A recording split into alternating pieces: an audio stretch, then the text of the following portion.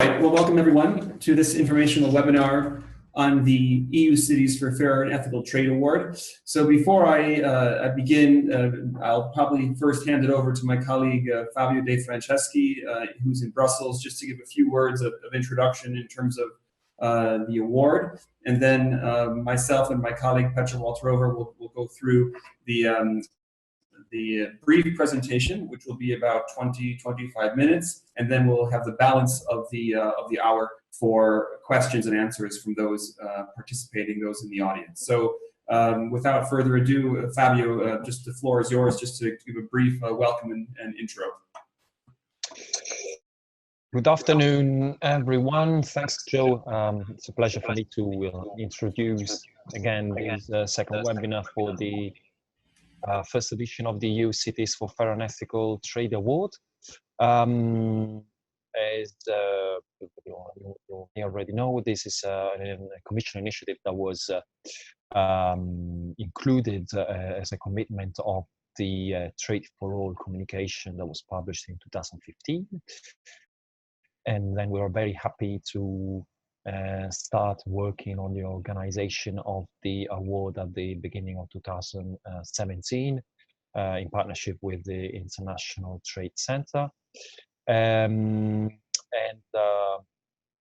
we're very happy to see that things have moved forward quite a lot from the first discussions. We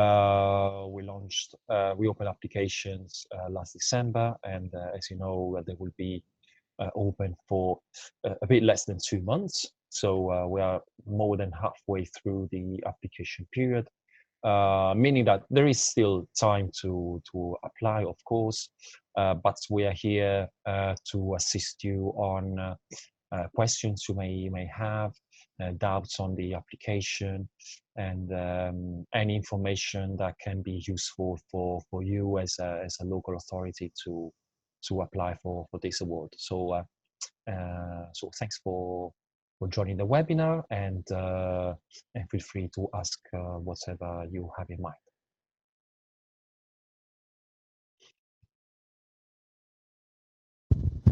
I'll pass the floor to Joe again. And yes, we'll go over the presentation that we have, and then, as Fabio says, leave it open for Q&A. So I'll turn over to my colleague Petra to go over the background of the award, why the award, and so forth, and then we'll go into more details. So good afternoon, everyone. This is Petra Walterova speaking from ITC. We are starting with essentially looking at why we even organize an award. It's a completely new initiative. It's something that hasn't been in the market before. And as Fabio said, it's essentially from the communication Trade for All, from the trade and investment policy of the EU, where the EU essentially said it will support trade and ethical trade schemes, fair and ethical trade schemes, sorry. Now, via several activities, one of which would actually be setting up of this award as an awareness-raising activity in the EU, while recognizing that EU local and regional authorities actually have a role to play in promoting the values represented by the fair and ethical trade schemes and products essentially that are certified by them, for instance.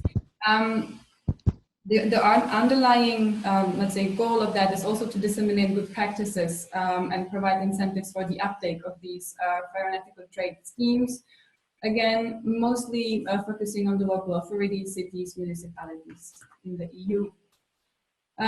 Why we even talk about fair and ethical trade schemes, what these are, it's essentially sustainability standards that define a lot of international trade these days. So trade between EU countries and third countries.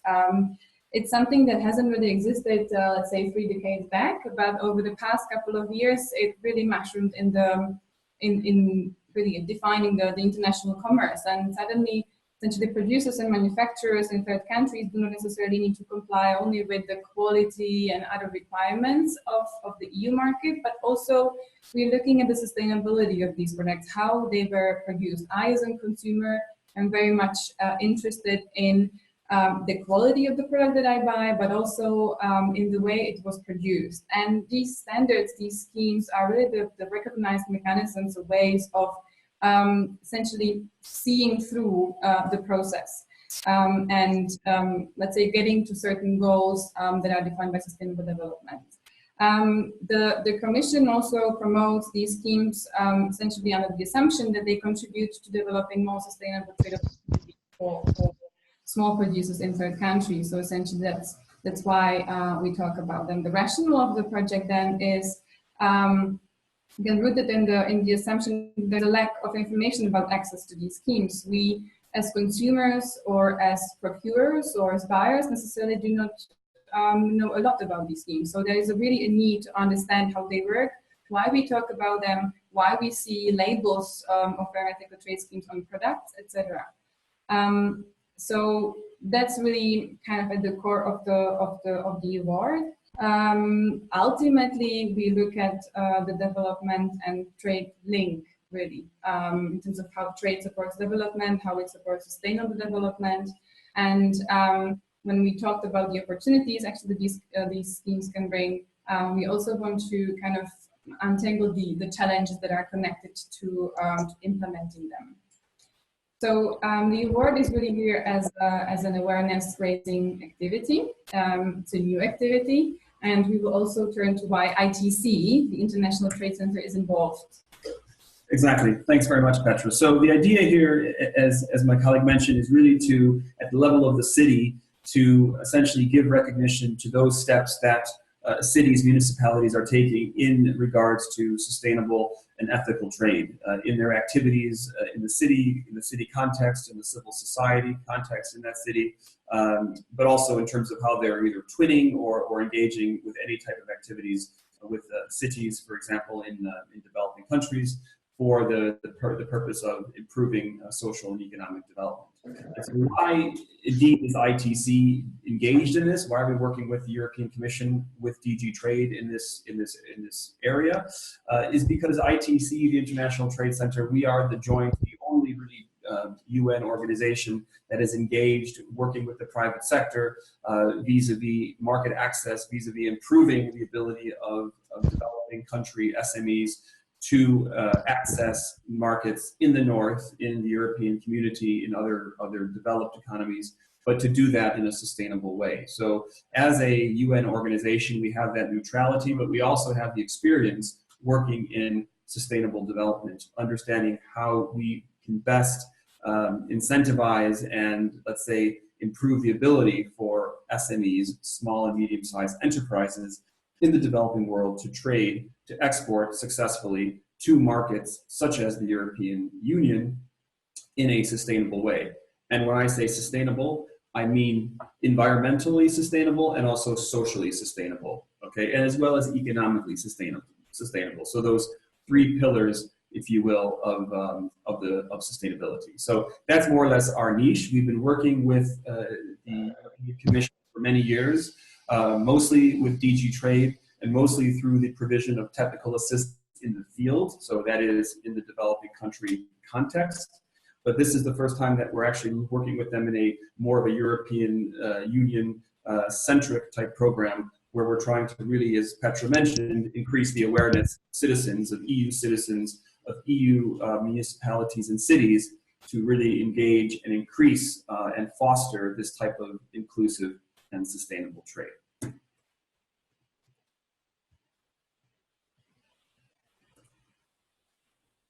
So moving on to the award itself, I'd like to spend just a few minutes to discuss the main features of the award. The award will be actually forward-looking. So what do I mean by that? I mean that even though the award will be issued in June, so the 27th of June to be precise, it will be a forward-looking award, which means that the city will receive it or be called the Fair and Ethical Trade City of 2019. We anticipate that this process will then be repeated every 2 years, so that the second, if you will, iteration, the second city will be awarded in 2020 for the city, the Fair and Ethical Trade City of 2021, if you follow that every 2 years. The overall winner will be one city, but there will be subcategories that will be possible. So what we mean by that is more or less special mentions, or cities that can demonstrate very interesting types of policies, such as best sustainable public procurement policy, most innovative approach, for example, engaging in a twinning city situation in a developing country context. Also external cooperation, and a smaller city between 20,000 and 100,000 inhabitants, demonstrating their contribution to sustainable trade and incentivizing this type of fair and ethical trade amongst their citizens in their city. So a key point, which I think we'll also get back to in a few slides, is that we are encouraging, and indeed the award fully contemplates smaller cities between 20,000 and 100,000 inhabitants applying for this award. The application process has been specifically designed not to favor, if you will, larger cities at the capital city level, for example. Rather, we're looking at different types of approaches, different types of civil society involvement in sustainable and ethical trade that really, when you look at size, it doesn't really matter. It's more or less the intent, the purpose, and the innovation that we're looking to really recognize. In terms of the evaluation criteria for the award, it's really a three-pillar approach. First, the city's policy framework. So what's the overall strategy, the leadership, the vision amongst the city, municipality staff, or the civil society, the business community? What are the different policy structures in place, the frameworks, et cetera, that support sustainable and fair and ethical trade? What kind of practical and observable effects can we see that spring from projects that are already in existence or are being planned or perhaps have been completed in the past? So really, the second pillar is observable effects or practices.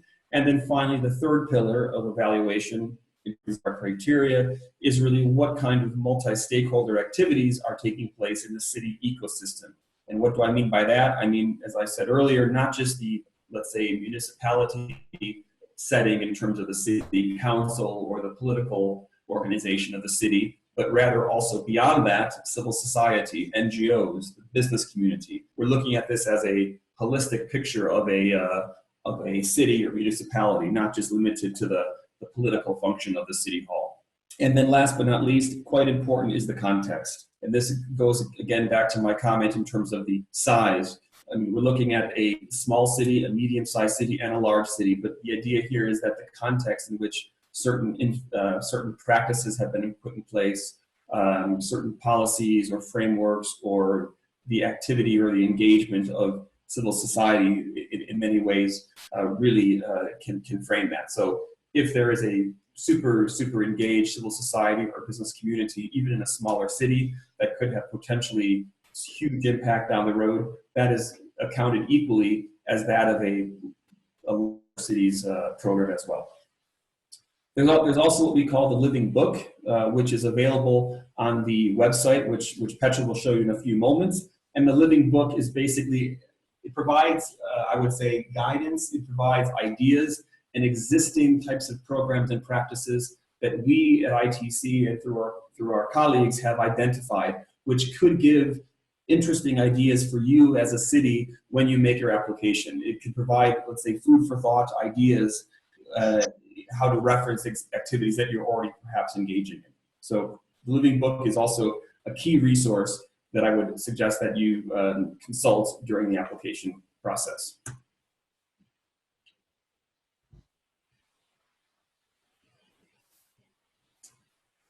In terms of the eligibility criteria, this is obviously quite important. It affects those of you on the call that are thinking of applying today. So basically, the award is open to all cities in EU member states with the official submission of a mayoral declaration. What does that mean? That means that if you are a EU member state city, perhaps that you are a civil society or you're a business group in that city and you would like to apply, you can actually do the application as long as the mayor or the city authority basically provides a signed declaration that she or he or the city council supports the actual application. So a third party, independent of the actual municipal leadership, can indeed submit an application insofar as it is supported by the mayor or the city administrator and signed using this declaration, the form of which is also provided on the EU City Award website.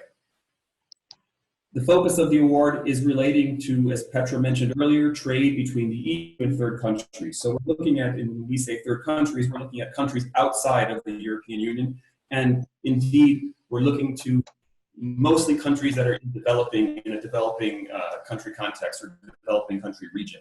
So not saying EU trade with Japan, for example, but rather with a developing country in Latin America, Africa, Asia, for example. These are the types of targets that we're looking at. When we look at a city, what we're defining a city to be is an urban area, not including a metropolitan area, but an urban area with a local administrative unit governed by a city council or another form of elected body. The minimum threshold is 20,000 inhabitants. So that's the minimum. So above 20,000 inhabitants are indeed welcome to apply. We are looking at a specific urban area, not a metropolitan area. So for example, the Métropole de Paris is not eligible to apply. Only the Ville de Paris is eligible to apply. So it is that specific unit, if you will, that's specific metropolitan unit, the specific city unit, not the metropolitan area. That's a very key point to mention. Also, I can't emphasize this enough, we're not limiting this to large cities. We really want smaller cities above 20,000 inhabitants to apply. It's really important to incentivize these types of cities. We've designed the application process not to be burdensome, not to be relying heavily on quantitative data or financially verifiable audit statements and things like that. It's really meant to be a system that encourages participation. And all the information that we have is provided, and all the helpful documentation is provided on the website. I mentioned earlier at the beginning, we're looking at the award cycle to be taking place every other year. And basically the winners from prior years, so the winners of this year's cycle, will then be welcome to apply again after one award cycle. So not 2021, but actually 2023 in this case. So the overall process, what we have done in terms of the let's say the steps, if you will, from here on out, is that we actually opened the application period last year at the beginning of December, and the application period will go through the 13th of April. So we're now under 2 months before the application period closes. This is our second informational webinar that we're holding. We will hold, I believe, 2 other webinars between now and the early part of April, one more informational webinar, and then a final webinar, which would be actually for you, the cities that are applying, in case you have any final questions before you push the send button on your application.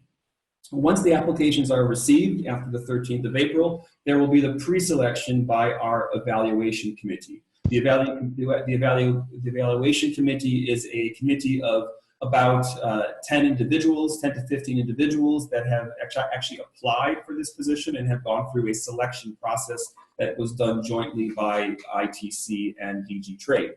The evaluation committee will create a long list of applicants that they feel are those cities that are more or less able to be considered the winners and or the honorable mentions. Then a jury will then make the final decision via a closed vote in the early part of June, and then the ceremony will be taking place in Brussels on the 27th of June, where the winning city will be awarded, as well as the honorable mentions. So I'm sure you're asking yourself, okay, why should I do this? Why? What's the benefit? What is the advantage of this type of award? Why should I go through this process? Well, we think there's several really compelling reasons to apply. First is that the winning city and the honorable mentions will receive increased visibility, positive media coverage, and recognition as being really the first EU city for fair and ethical trade. And we're really working with a variety of contacts and a variety of partners to really elevate the recognition of this award. So there are opportunities not only even here in Europe, but also, for example, with the UN in New York, vis-a-vis different types of frameworks and fora that they hold on the SDGs, where this type of award and the winning city can actually be recognized, because there are several SDGs, Sustainable Development Goals, such as SDG 12 and others that really, and 17, for example, that deal with the types of issues that we're really trying to recognize here with the award. So besides the visibility, there's also ad hoc support from my colleagues at DG Trade, from ITC, and also the award secretariat, our good colleagues at Frenos, who are helping us manage and implement this program in terms of public relations materials, branding, things like that. There's a lot of value and knowledge that the three of us have, and we can bring to bear on the winning cities and honorable mentions in terms of how we take this forward.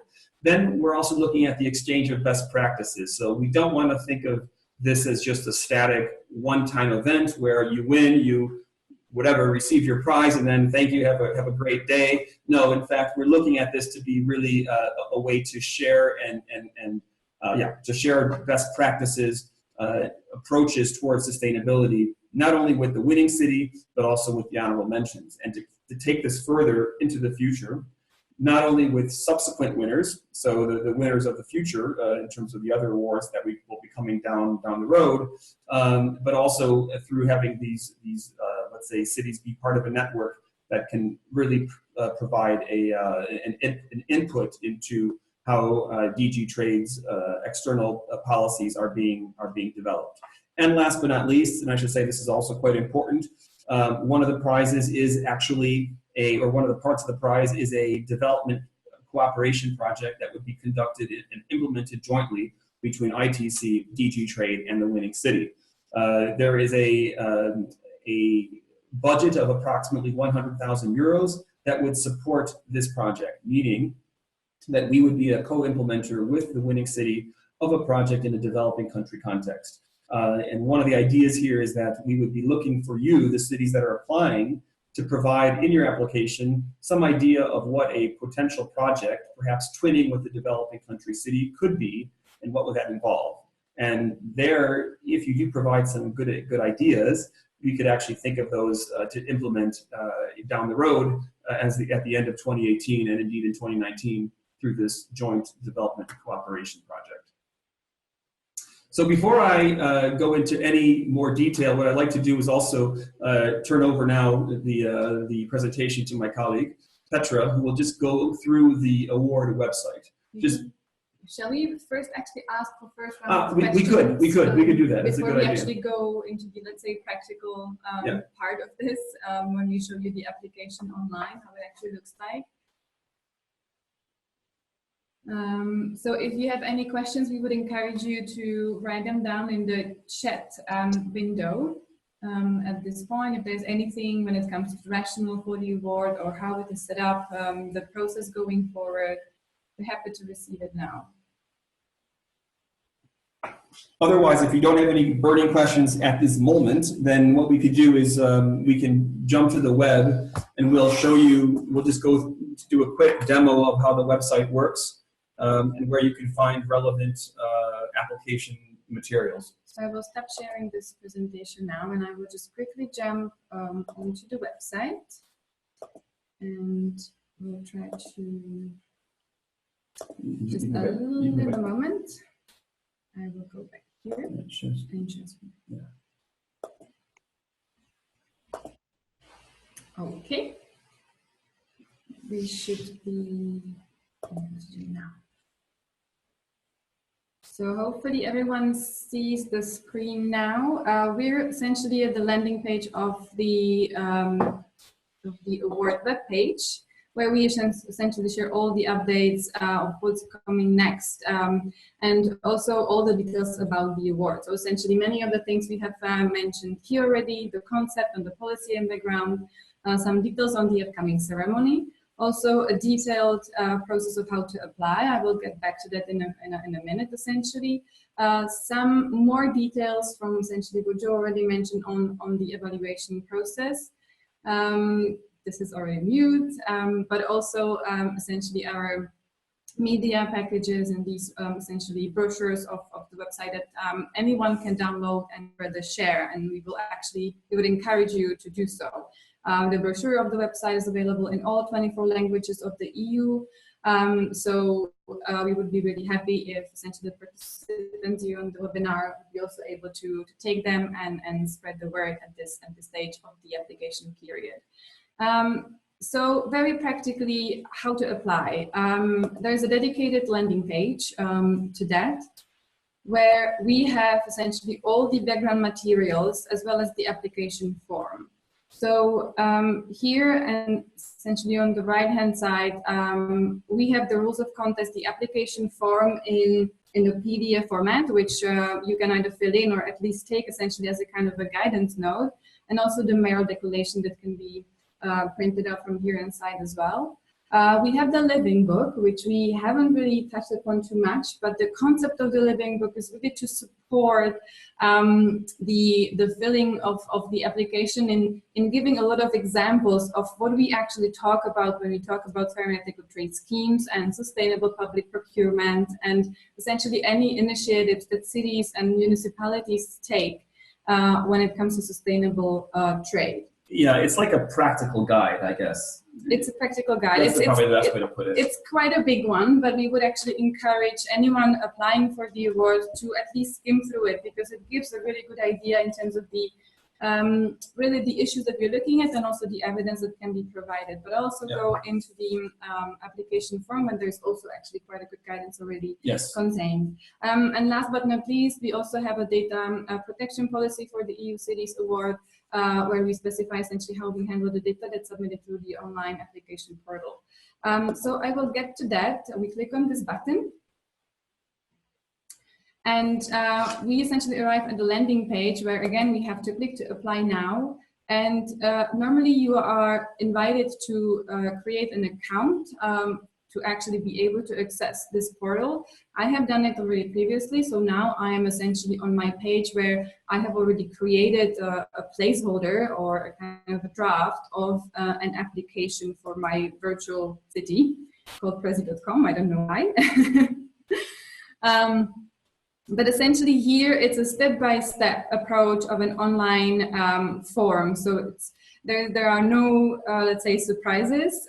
If you have taken a look, for instance, at the rules of contest and the application form already contained in that, you will be very familiar with essentially what to do with the application. But we really start with a descriptive summary where the whole story of essentially behind the application should be put forward. Now, what Joe mentioned before is actually quite important. We really do not look for very technical data or quantitative data. We look at the overall quality and the kind of message that actually springs from the story behind the application of the city. So what the city really does, what the vision really is for the city in terms of fair and ethical and sustainable trade, and even sustainable procurement can be highlighted essentially in this. And here we really want to get the overview in a one short statement, 300 words, it's less than one page, where essentially the main highlights are contained. Yep. We go next essentially into the context, again, that Joe mentioned, quite important for the evaluators to essentially place the city vis-a-vis each other, essentially. So we look at the city overview, we look at the economic structure, trade structure, infrastructure, regional context. All of these things can be summarized in very, very brief statements. Again, not necessary to put in any specific technicalities, but it's mostly to kind of make, to position the city well in terms of where it lies, what the region is, what are the public policies, for instance, national policies, which networks the city is actually a member of, etc. Anything else can be also added here. There's a specific table for that and for any additional information. All of these are mandatory fields. So essentially we expect the cities to put at least a little something so we really have a good basis to evaluate the application from. Then we finally get to the actual core of the application, just several questions. The first one really being on the focus is on what the city can actually influence. So it's really the action or policy frameworks that the city has developed or will develop as well. It can be also aspirational in this sense, what the vision really is in terms of sustainable trade and the engagement of the city of that. We always have, again, a dedicated text box where the text should be copied. And here we have a lot of essentially fields for adding evidence of the claims made in the text. So be it a URL, a city website, a website where the vision statement, for instance, is included, and then a lot of upload fields where any policy documents, for instance, can be presented and uploaded. That structure is common for the upcoming questions. Question 2, again, I'm actually not sure whether I should go really through the structure of the application or if that's quite clear. There is a lot of description essentially of each of the questions and what we mean by that question, so that the question doesn't stand alone, but we provide a lot of context as well for what the city can really focus on in their answers. Exactly, yeah. So when we go through all the questions, I will just stop. This is also the substantive question number 4 and 5. Again, we're very happy to receive any questions when it comes to the actual questions of the application, but I just wanted to highlight the question 6 and 7, which is also essentially an integral part of this, of the application, but it's the forward-looking part in the sense that we actually already ask about the type of the project that the city would like to see to be implemented if selected as a winner with ITC, post essentially winning potentially the award. So this is quite an important thing to actually really focus on as well, because it also allows us to, will allow us and its evaluators to select the winner. Yes. The mayoral declaration can be uploaded here, actually must be, again, it's a mandatory field. And last but not least, the city, when submitting the application, needs to essentially agree to the terms and conditions of the data protection policy. So again, there is a specific field for that. There can be more co-authors actually mentioned in the application. And we get really to the bottom of everything, where either we say draft, that the online portal is really well designed in this, in the sense that it's not a one-off thing. Essentially, this is something where the cities can work on the application for a longer period of time. It's not something that we have to submit, you know, at one point in time. So either saving or submitting. And, yes. So that's right. So you can work on this, you know, up until the 13th of April. Obviously, you can save your draft, and then you can go back to your account and improve it, add more content. Just to say, once you submit it, though, it's final. So make sure, please, that before you submit your application, all the data has been provided in a final form. Because once you do click on that final submit button on the right, it is final, and there is no going back. But yes, so I think that's great, and I think we do have some questions coming in from the participants. So we have a question from Lothar from Flanders. What kind of costs can the grant for the development cooperation project be used, and does it include personal costs, for example? Very well. Thanks very much, Lothar, for that very good question. So basically, the estimated budget of 100,000 euros will be essentially transferred to ITC for the express purpose of implementing this project with the winning city. So what does that mean? That means that all, for example, travel costs, all local costs. So let's say that we're doing a seminar or some type of local program on the ground in the city, in the developing world. Those travel costs and all those local costs will be borne by ITC via this 100,000 euro grant. And we also can then also use that funding to recruit consultants. So that would be staff, not staff per se, but special short-term consultants that could be detailed from the city to implement the project. We are anticipating that municipal staff would be, let's say that the city staff would be engaged in this project. their salary would be already paid by the city budget. So that would not be an additional, they would not be an ITC consultant, but other external non-municipal members of the city that are engaged in this project could be consulted, could be contracted as an independent consultant. Then we have another question from Elke Wirtz. Is starting the twinning process with a third world country an eligible project, or does it have to be a project with an already existing twin city? Another very good question. So the answer is both. So if you're already, you already have a twinning city arrangement, that's fine. Then please do discuss that, provide information in your application. If you are already starting the process, meaning you have gone down a certain path where you are engaged in identifying potential candidate cities to twin with, then please, provide, let's say, the start date of that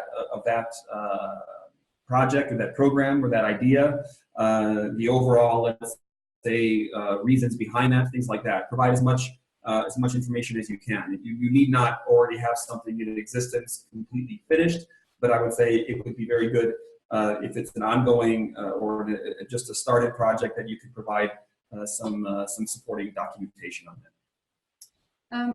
Next, we have actually an additional question related to this, also on more details on this cooperation project, whether it should be seen as a support to the Winning Cities project or real investment in the project in the south, and if it is allowed to invest an amount in, for instance, a coordination of the chosen project. Again, I think we more or less addressed that also in terms of the staff cost question, or is it really only investment in the field for the project? Whether there need to be a spending proposal for the budget by application and already in the application. No. So there's no need for any type of detailed budget, if you will, in the application. What we're looking at is the overall concept. So, for example, in the application, if you have an idea that you think could benefit a developing country city, for example, in terms of incentivizing or supporting fair and sustainable production or improved economic well-being linked to a trade-related type goal in a developing country city, then that type of background information should be provided in your proposal, in your application, not a budget of how you would implement, let's say, A to Z. We would take that on ex post June 27th with you. We would start to work together collectively, jointly, in terms of the overall scoping of that new project. Next, we have a very practical question, whether the mayoral declaration needs to be written in English. Maybe I'll respond to that and just complement if I have forgotten something. As we mentioned before, in the rules of the contest that can be downloaded on the website, a part of it, Annex 2, I don't know if actually can be seen, but essentially there's a template already for the mayoral